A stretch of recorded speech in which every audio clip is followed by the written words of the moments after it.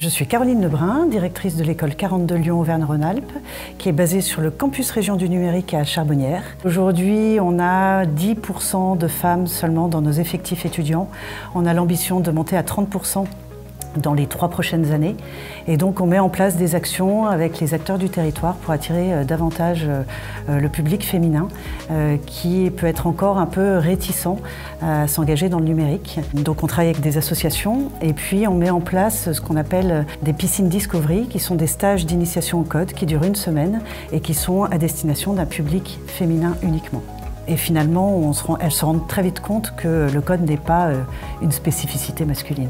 On a l'image d'un développeur, d'un jeune homme en général, qui est passionné par tout ce qui est informatique. Et a priori, d'après ce que j'en sais, on peut très bien démarrer en ayant peu de connaissances et simplement envie d'apprendre. C'est pour ça que je suis ici, quoi. Les femmes peuvent également faire tout type de métier, dont le numérique. Il faut juste oser. J'ai fait un bachelor en marketing du luxe d'abord et en fait pendant ce bachelor j'ai eu un cours sur du HTML basique et en fait j'ai adoré ça et je me suis dit que le marketing c'était pas forcément un milieu fait pour moi et donc je me suis dit pourquoi pas tenter le numérique. On commence de rien et on arrive à quelque chose qui est fonctionnel, qui est utilisable, qui peut changer le monde par exemple comme plein d'applications qu'on connaît aujourd'hui. Donc je m'appelle Célia Francina, je suis coordinatrice pédagogique du centre TUMO Lyon Auvergne-Rhône-Alpes. C'est un centre extrascolaire de création numérique qui est dédié aux 12-18 ans. L'idée, c'est de les accueillir gratuitement pour pouvoir apprendre après l'école et le week-end à faire des projets en création numérique.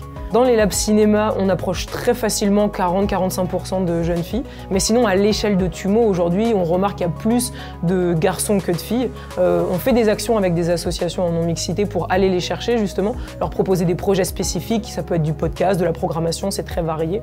Mais aujourd'hui, on n'est pas encore à la parité, on y travaille.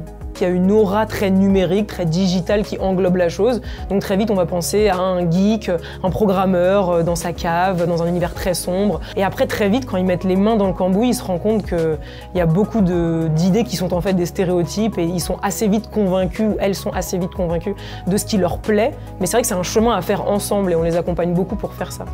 J'avais envie de pouvoir découvrir les métiers, surtout tout ce qui est cinéma, animation et modélisation, parce que c'est des choses qu'on n'apprend pas beaucoup. On ne dit pas forcément aux filles qu'elles ont aussi le droit de découvrir ça, que c'est pour tout le monde et pas que pour les garçons. On a les moyens de faire pareil. Tous les métiers, ils sont ouverts à tout le monde, que ce soit des filles ou des garçons. Il n'y a pas un métier qui est destiné à un genre en particulier.